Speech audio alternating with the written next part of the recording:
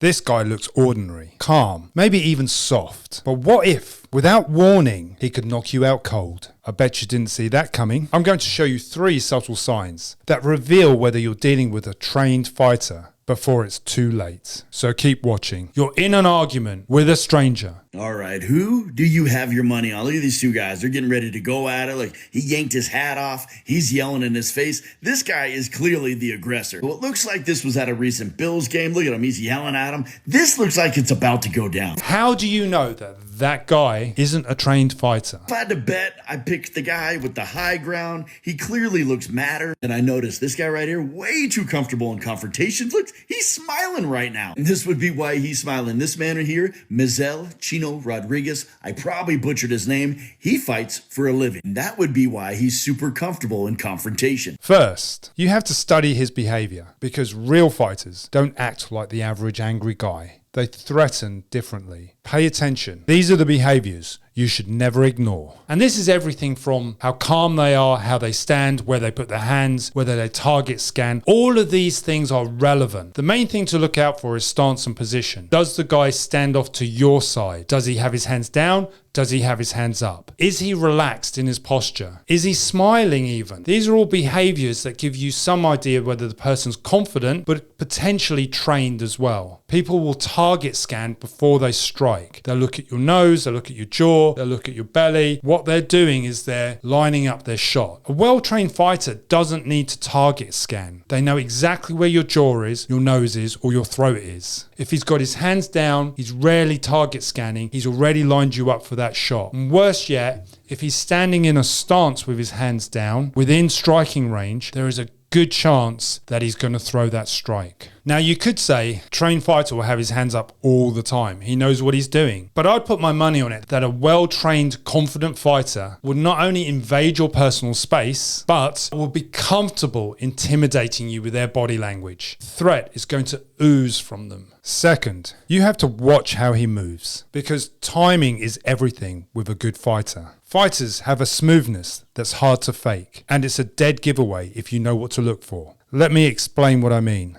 Number 2, movement indicators. Now, guys that can fight well tend not to be flat-footed. They have a sense of agility and movement and timing. And this is why the second thing to look out for would be movement indicators. How the person moves. How many clumsy fighters do you ever see? It's quite rare, isn't it? You don't see people generally tripping over their feet when they go to throw a punch. That's not a well-trained fighter. In fact, that's not even a fighter. Actually, I don't know what you'd call that. The point being is that someone that can fight will be well coordinated. They'll move through the environment in a very easy flow. They won't be clunky. Yes, you can say that they'll have a confident swagger, but that's not what I'm really talking about. There's something about their sense of coordination when they move, when they walk. It's very smooth. A trained fighter will always rely on timing. Speed's important, but timing is a completely different issue. And guys that don't load up on punches, that time their movements, time their strikes, you got to be careful with the guy that has his hands down that's in striking range. Because a well-trained fighter won't give a shoulder indication that he's going to strike. The hands will travel quite quickly. He may even be more deceptive. Well, these guys are just going to move differently. They're not going to have that nervous bouncing around. In fact, you'll probably find that these guys are going to be a lot calmer. Yeah, but you kind of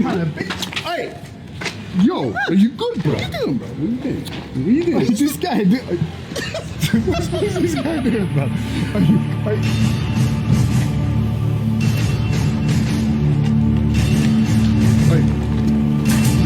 Third, and if you're lucky enough to see, you might spot those physical clues that he's been in real fights before you. Anyone who's ever worked out or been around trained fighters will know these signs well. Cauliflower ears, broken nose, scuffed knuckles tend to give it away, right? But what's more relevant is a lopsided posture. And I'm not talking about that guy that walks in a tilt. Now, if you look at your typical orthodox boxer, someone that stands in an orthodox stance, you'll notice that one side, typically the right side, the trapeze in itself tends to be a little bit bigger. The right shoulder often tends to be slightly higher. It's a subtle variation, but if you look at a lot of fighters, you'll see it because all of the striking, especially the heavy striking, tends to come off one side of the body. So sometimes it gives you a little bit of an imbalance. So if the guy's got a tight tap out t-shirt on, tap out t-shirt gives it away, by the way, you might actually get to see the imbalance on the shoulder. Having said that, he might think you're checking him out. Short hair is another indicator. Now, I'm not saying this is an absolute fact. Guys with long hair can be trained fighters, but the majority of fighters actually have short hair. Long hair has its disadvantages when you're fighting. Not only can people pull it, but it simply gets in the way. And this is often why trained fighters have no hair. Now, when you're looking at these physical indicators, you can't just take one factor. You actually take a cluster of them together to give you some sort of assessment of what's going on. So if the guy's got callous knuckles, broken nose, cauliflower ears, stocky neck, slightly lopsided shoulder, and short hair, although it's stereotypical, it could be a high indicator that the guy knows how to fight. Visual appearance in itself isn't a high indicator that the guy can fight. Even if you've got a high cluster analysis of all of these factors coinciding with each other, the fact is that these observations on their own aren't a reliable indicator to tell you whether this guy is a trained fighter. But be careful.